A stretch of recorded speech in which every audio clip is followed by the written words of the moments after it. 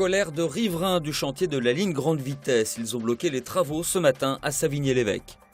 De moins en moins de personnel pour les élèves en difficulté en Sarthe, le RASED est inquiet.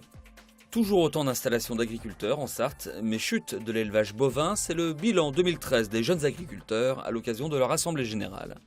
Enfin, concert hommage à Jean Ferrat, ce sera samedi à l'Épau pour l'association Rétina France.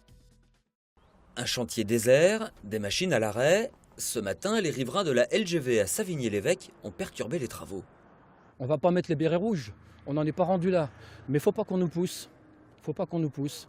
La raison de leur colère se mesure aisément, 1,50 m exactement. C'est ce qui manque, selon eux, au merlon anti-bruit qu'UFH doit réaliser sur 800 mètres de tracé entre les routes de Bonnétable et celles de Beaufait.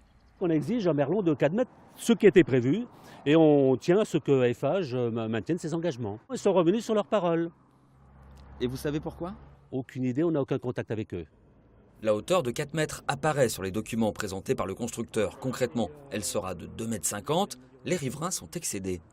Ils sont même certains amenés à vouloir faire des actions complètement illégales.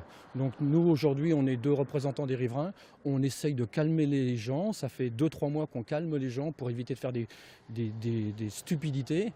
Mais on ne va pas pouvoir tenir tout le temps. Les riverains sont présents depuis 6 h ce matin. Vers 10 h, un coup de téléphone.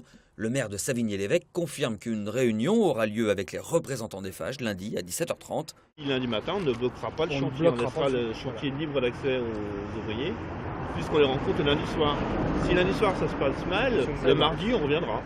Et c'est bien ce qui pourrait arriver car FH s'estime dans son bon droit et évoque une erreur d'interprétation.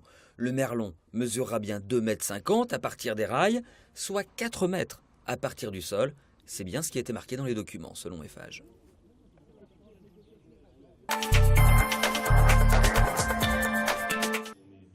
Le collectif RASED s'inquiète du manque de personnel pour encadrer les élèves en difficulté. En 5 ans, 5000 postes ont été supprimés au niveau national. Et malgré les promesses, la relève tarde à venir. Et pourtant, l'urgence est là. Rappelez-nous ce qu'est le RASED.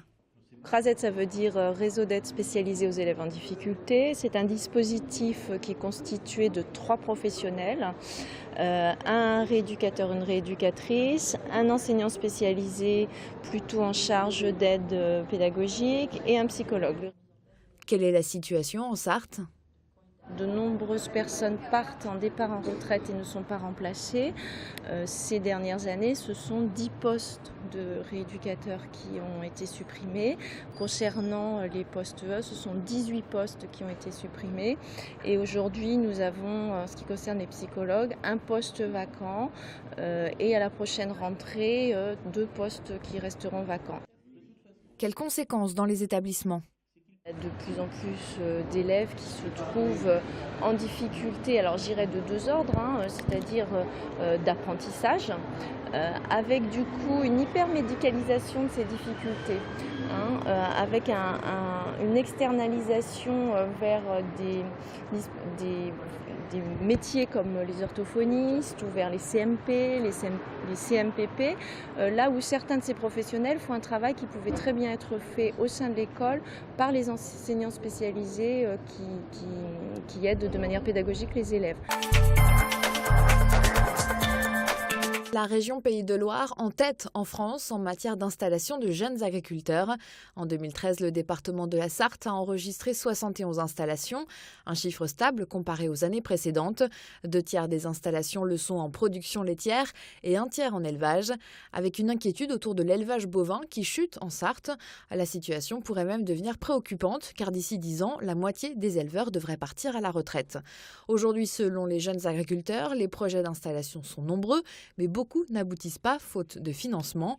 Les banques ne veulent plus suivre car en agriculture, leur retour sur investissement est long. À noter que pour protéger leurs terres, les jeunes agriculteurs ont signé aujourd'hui avec le maire de La Flèche une charte foncière obligeant les collectivités à limiter l'étalement urbain et à proposer des compensations en cas de construction. C'est ici, dans le prestigieux cadre de l'abbaye de l'Épau, que l'événement se déroulera samedi. Un concert en hommage à Jean Ferrat. Quelques jours après le 13 mars, date anniversaire de sa mort, l'ensemble vocal Arpège reprendra plus d'une vingtaine de chansons de l'artiste. Un concert au profit de l'association Retina France dans le cadre de l'opération 1000 cœurs pour un regard. Le but du concert est important parce que Retina France a deux missions importantes. C'est d'informer et d'aider les gens qui sont atteints d'une déficience visuelle, mais également de collecter des fonds pour financer la recherche. Une recherche de pointe menée au CERTO, le laboratoire de Retina France. On y développe des solutions pour régénérer les cellules des yeux abîmées par les maladies. Un enjeu de taille pour la société tout entière puisque ces pathologies vont toucher de plus en plus de monde. Aujourd'hui, on a à peu près 5 millions de déficients visuels, que ce soit au niveau d'un déméla, que ce soit au niveau de glaucome, que ce soit toutes les rétinites pigmentaires. En 2020, d'après l'Académie des sciences en ophtalmologie, on va arriver pratiquement à 10 millions de personnes déficients visuels. 1000 cœurs pour un regard en Sarthe, c'est le concert de samedi à 20h30 à l'abbaye de l'Épau. C'est aussi 2 autres spectacles à la Flèche dimanche et à Écomois le 29 mars.